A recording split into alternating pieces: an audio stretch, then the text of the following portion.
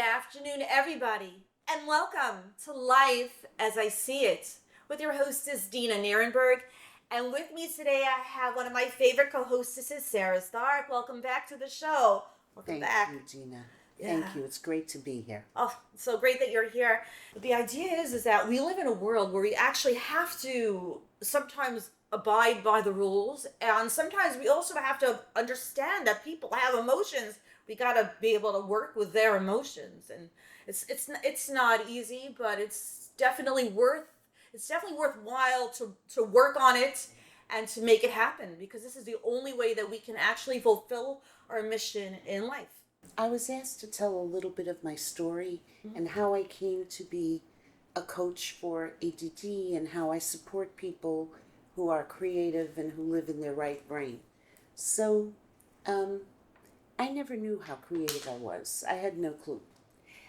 I come from a Hungarian background. My parents were both Hungarian. The Holocaust survivors. There was a lot of emphasis on cleaning, keeping the house neat, keeping it clean.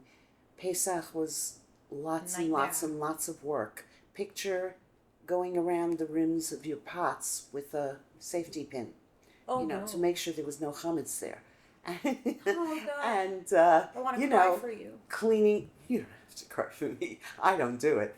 And cleaning, between the grouts in the bathroom. I don't know how much chametz you found in your bathroom towels, but hours and hours and hours with bleach and toothbrushes. Oh, Lord.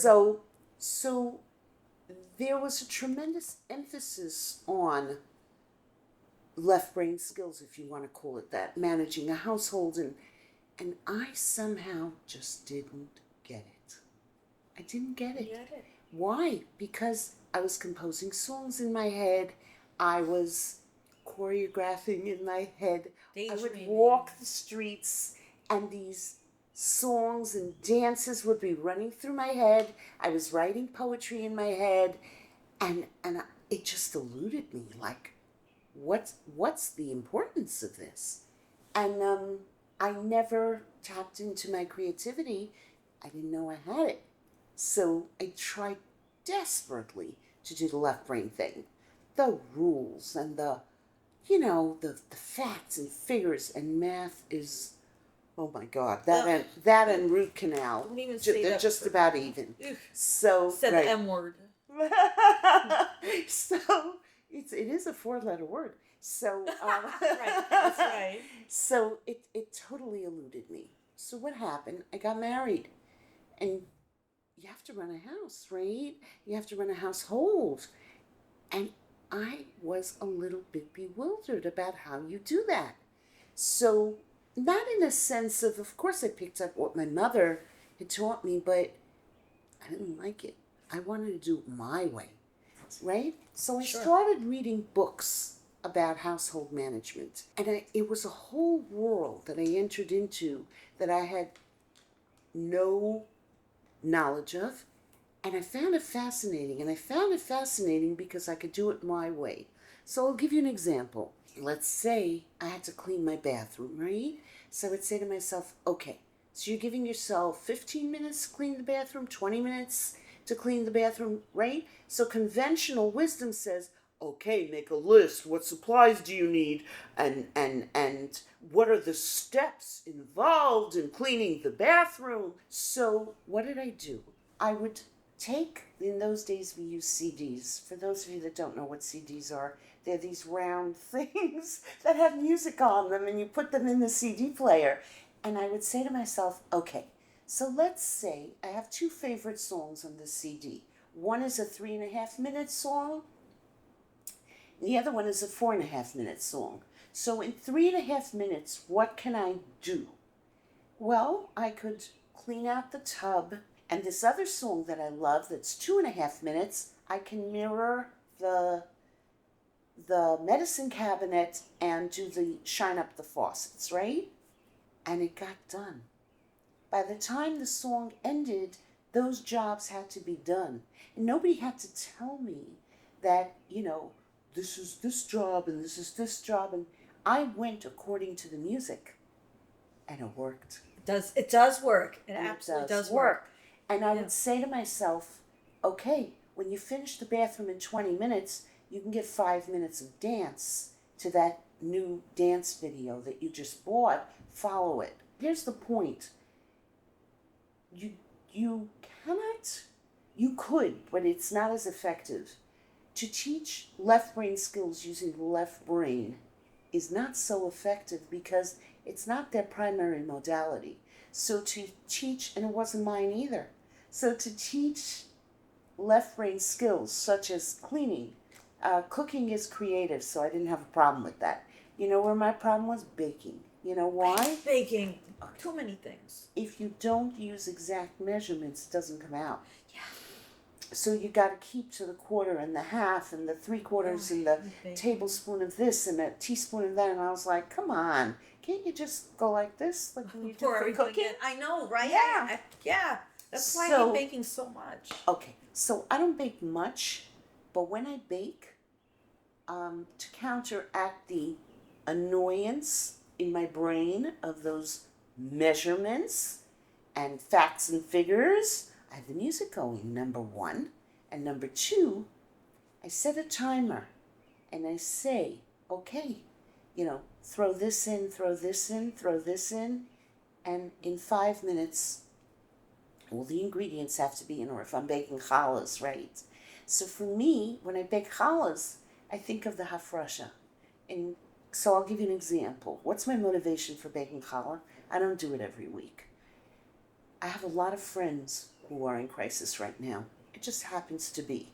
One is in a psych ward, one is struggling terribly with a decision that she has to make, another one. And I say, I can't help them, and they feel so powerless. So I bake challah so that when I make the blessing over the challah, I can have them in mind. That's my motivation, and it makes the baking go easier. But that's a forest approach, you understand? That's where I take something global and I attach it to something that's full of measurements, and it works. But if you're going to say, oh, darn, it's Friday, I'm 10 o'clock, and I put on my challahs at 10 o'clock on Friday, and it has to be ready by 12:15, because that's when the kids come home from school, 12:15, right? And then they're going to want lunch, so I have to make sure lunch is ready by 12:30, blah, blah, blah. That's integrating in a way that's very uncomfortable for you. But if you say to yourself, the house is going to smell so great when the kids come home from school, because challahs smell wonderful, and they can do the braiding and have fun if I let it rise for 2 hours, and they're going to look forward to braiding it and putting it in the oven when they get home, then you've taken what should be a chore and turned it into a party. So a lot of this I developed on my own just to make life more interesting, because being bored when you're right-brained is like a death sentence. You're not allowed to ever be bored. And I'm so happy to share a little bit of where I'm coming from. And I would love now to turn it over to Dena, and you can share where you're coming from. So I was one of those nursery kindergartners who could not do a darn thing. Like, can we do some jumping jacks now? I knew the way technically, but I could not make it happen because my mind was so scattered and so all over the place. That's just a small example. Came time for arts and crafts, came time to color. I never ever colored in the picture, and I really wanted to. It was not for lack of wanting to. It was not for, oh my God, I'm a rebel. I'm doing whatever I want. It's like I could not get colors in the lines. I could never color anything the right color that they want me to color. I got into a lot of trouble all the time. I remember one day the teacher got real fed up with me, and she said basically, you're coloring mushkabobble, which basically means that you're just like coloring scribbles, and because of that, you're going to sit here the rest of the day and you're going to color scribbles. And that got me real rebellious. And I'm like, yeah, okay, put me in the corner, whatever, with another girl who also could not color in the lines. And I said, I'm putting this thing down because I'm not doing the darn thing that you're telling me to do. Boom. That's it. And I was like 5. I was not older than 5 years old. So you could see like the rebel in me. And I was really, really upset because I was so misunderstood. I was an extremely misunderstood student. The teachers did not get me. They did not understand why, come recess, instead of like jumping rope with everybody else, all I really wanted to do was run wild. I just want to like run like I was like running around the countryside and everything. And everybody was sitting there and trading their stationery, and I found that so boring. I tried to force myself to. So when my mother bought me a pack of stationery, back in those days, we're always trading stationery. Why? Only Hashem knows. Only God knows. No, for real, for real. Only God knows why we used to trade stationery. Yeah. Right. And I'm like, but so that I can try to be like the other girls, I'm gonna start trading stationery too. My mother bought me a box, and I started trading stationery. And believe it or not, it was a hit. And I was like, why? I have no idea. But okay, it doesn't really matter. And this was everything. I really tried to fit in, and it came time to learn how to play Chinese jump rope, right? I tried that too, and I practiced till I was falling over my own feet. But I practiced, I got it right. And then once I was doing that with the other girls, I didn't really like it. I did not really like it. I'm like, yeah, when I can win, I'm like, ooh, I won. And you didn't. But when I didn't win, I was like, I gave up. I absolutely gave up. I'm like, there's got to be something in it for me. And then come elementary school, and learning how to read was impossible. It was impossible to the point where I had to get evaluated because the teacher thought I was, I hate to use the word, but yeah, it's the 70s word, retarded. They literally thought I was retarded. So of course I went on and I got evaluated, and my parents are like, my daughter's not retarded, and I got evaluated, and they're like, not only is she not below where she should be, she's above average. And that really, really was a game changer, because then we got to go back to the school and say, hey, you guys are doing something terribly wrong, because you don't know how to work with us. You're not teaching her how to read. You're not teaching her how to do math, and she's a brilliant child. So what's your problem? And that's that really, really that got the teachers. I mean, it was back in the day. I sometimes I feel like I lived in cave person times. Because yes. they really didn't get it. They're like, oh, she's just not getting math. She's just not getting it. It's like fish out of water. Fish out of water. All the time. And so they would move me up to the next grade, to the next grade, to the next grade. I'm happy to report that I eventually got the hang of reading. Thank God. And I got the hang of reading when I was 7 years old, because I was so interested in reading. I really got into that. But math has always been the 4-letter word. Math has always been the nightmare for me. And there was no good way to teach it to me. I wound up having to go to a tutor, and I wound up having to memorize it like I was memorizing a script. So I memorized my math like I was memorizing a script while listening to Madonna's La Isla Bonita, which was always an encouraging song for me, just because I used to really study while listening to that song, and that was what was in back in the day. And now every day, what do I wake up to? La Isla Bonita. That's my encouraging wake up in the morning song. Like, Dena, you more than passed your Regents, even though you know that you suck at math, but you passed your Regents, you got in the 80s every single time. If you could do that, you can wake up today. La Isla Bonita. And that's how I still wake up every morning. That alarm. People are like, why'd you choose that song of all things? I'm like, yeah, a little bit of a history with my Regents. But you get the idea how it works with me. And I'm so motivated. I love to do so many different things. I love to host parties, and I love teaching, and I love to host around my house, and I love to make fashion shows, talent shows, what have you, perform in them. And sometimes I'm like, oh, I don't feel like getting out of bed this morning, but I have so darn much to do. So I'm like, but there's this, and you can have green tea, and there's a great big green bowl, and then you can go outside and look at the trees some, and you can look up at the sky, and that's what makes it easier and better, And I think about oh, my daughter, I'm going to see this morning, I'm going to give her a great big hug, It's like, I can't do so much oh my God, what am I going to do? I just find things that I love to do, and I do them. And when it comes time to doing things I hate to do, also I try to put like a time limit. I'm like, this will not take you more than 4 minutes. Come on. You have the 4 minutes. Just do it. Just darn do it. That's bringing in the left brain. That's so almost impossible. But I remind myself this does not take too long Forever. to do. Yeah, so this is basically how I've been living since I'm 4 years old, really. But it's worked for me, and I'll tell you why. Because the need to push myself out of that right brain comfort zone has helped me to become more integrated and also more actualized in this life that I live. Yes. It's very Yes. tempting to sit in the mood. I'm like, oh, no, but you have to do this. There are things to do. You have responsibilities. All of a sudden, it's like, yeah, God is watching. He doesn't want you to just like sit back like this and say, oh, I'm not in the mood. I'm not in the mood. Right. He wants us to push ourselves out of the comfort zone, and that's like what lifting is all about, Yes. Yeah. Yes. 100%. Thank you, Dena, for sharing your story. Yeah, I know. There are so many like you. I used to be so embarrassed. Yes. A lot of shame associated with, especially here in the United States, we're much more left-brained.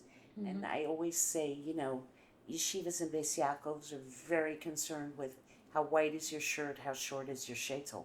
So those are facts and figures as opposed to, that poster that you did last month for our bulletin board. Wow, you have a future, right? And we're going to encourage that future.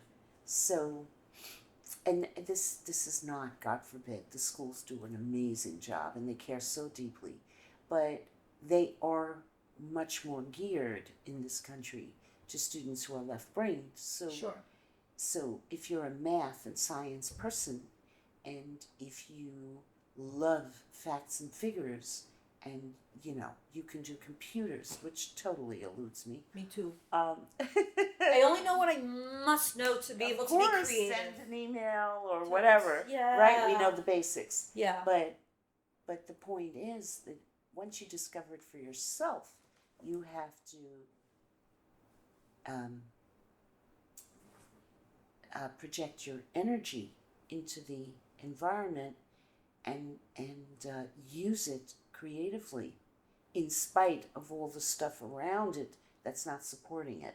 Right, exactly. I had this teacher in second grade, and I was really doing very poorly in her class, a Hebrew teacher, and of course I was having a miserable time learning how to read Hebrew. But what she figured out about me was that I was highly dramatic. And so come the Hanukkah play, she gave me the main part, and that I really shined, and it gave me so much encouragement to try hard in school, and one of the greatest blessings, Mrs. Ginsburg, wherever you are, because you really, really changed my entire how I see school experience. Up until then, I was just like, I was so sluggish. I used to blame the fact that I was like the youngest in my class. So of course everybody else has better skills, more skills. They're more ahead than me, because that just makes sense when you're 5 and they're 6, when you're 6 and they're 7. You're like, oh yeah, so of course they're more advanced than I am. It didn't occur to me that perhaps I think differently than they do at the time. But once you brought in that creative part, yes. I'm like, I think I know I can do this. I can be the head of the play. And I memorized my part. My aunt made me my whole costume, and it was just so fabulous, and just changed how I saw school. Absolutely. Everything changed from I that. just have to share. I act in Jewish movies, and sometimes I get big parts, right? But I still don't believe it. So the last time I went to audition, I went with a friend, and she's she does hair and she does makeup, and she's been in movies before, and right? Mm-hmm. So I figured I'm going to go along with her, and she's going to get the part, right? So, and I auditioned just as, well, I'm here, I might as well, right? So 2 or 3 days later, I get a call from the director, and she said, be here at 7 on Monday. And I said, for what? And she said, we're starting rehearsals. And I said, for what? And she said, you got the part. Like she almost had to bang it into my head. Oh. And I was like, rehearsals for the movie that I auditioned for? Really? I got the part? Not my friend who does all these creative, She said, no, you got the part. And I said, is it a big part? And she said, yes. And I said, well, I just have to let you know my ability to memorize is completely gone. She was like, we'll work with it, even though she got very annoyed. Like I would say my lines and she would be like, who wrote those lines? I didn't. What is that? And I'd be like, I told you my memory was shot. But anyway, the point is that you don't realize until somebody else acknowledges that part of you. Like, why do I have to be there Monday at 7? She said, oh, and I have news for you. You're going to be there Wednesday at 7 also. And for what? And she must have thought I was bananas, right? Because we're so not used to acknowledging that part of us. Like, say to me, you have to be at work on Wednesday at 10 a.m. I hear that clearly, right? I kept asking her questions. I'm surprised she didn't give away the part. But anyway, it's like... You're that good. Baruch Hashem. So, thank you, God. So, but the point is that part of us that remains so underappreciated and acknowledged needs attention. And we have to give it the attention that it deserves and not go with conventional wisdom, which is to function in your left brain all day. Yeah, I'm here, I'm going to send 50 emails, and I'm going to answer the phone, and I'm going to... No. What have you done today that fed your soul, that fed your creative soul?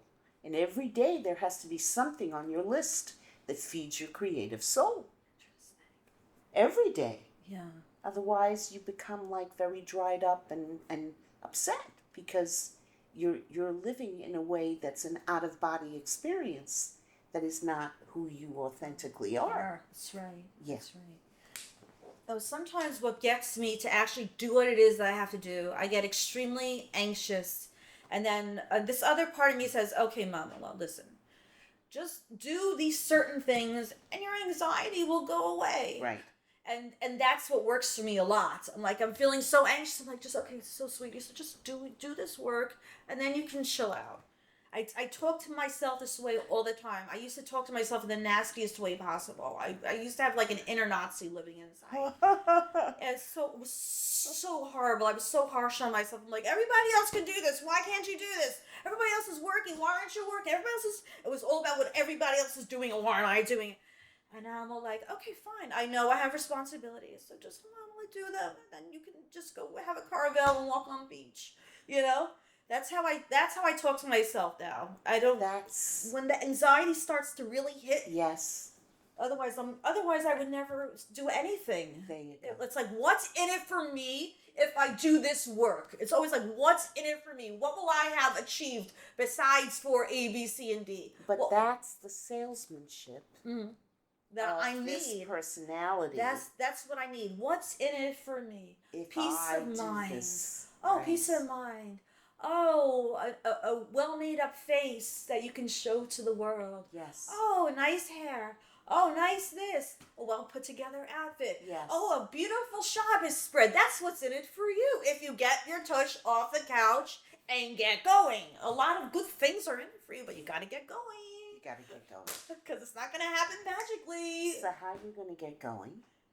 So conventional wisdom, left brain wisdom says you're going to make a list. Mm-hmm. Right brain wisdom says I'm getting myself off the couch because I have a picture in my head of what my table's going to look like when I get all that stuff. And I'm going to have 12 guests. And they're all going to have shining faces because they're so happy to be there.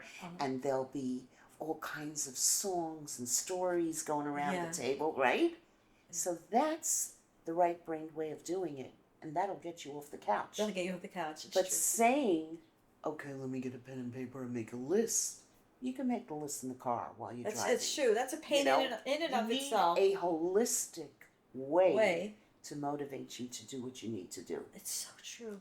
I hate baking. I really, really do not like it. I'm willing to make fish, chicken, meat any day of the week. But when it comes to baking, I'm like, I don't want to. But then I remind myself, who at my table tonight is going to love to see an apple kugel? Everybody. Who's going to want to see chocolate mousse? Everybody. Who's going to see a nice brownie? Everybody. And I'm like, yes, because I just want to make everybody at the table happy, and I want to see everybody say, oh my God, this is like the nicest meal I've had ever. That's what will get me making chocolate mousse and apple kugel and a nice chocolate cake, which are like, my specialties, because I make them again and again and again and again. So, wow, this has been such an amazing show again.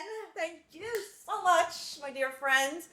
So this is Life as I See It with Dena Nierenberg, and with me today, co-hostess Sarah Stark. Thank you so much for being on the show. Thank you for inviting me. My pleasure. Love you all. Wow. Take care. That was a very